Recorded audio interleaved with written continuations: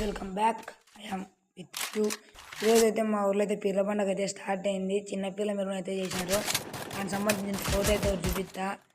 అంతేగాని ఆ ఫోటోలు మీరు నాకు కేసరి అట్లాంటివి ఏంటి అడగద్దండి. మీరైతే ఛానల్కి అంతా లైక్ చేసి సబ్స్క్రైబ్ చేసి దీన్ని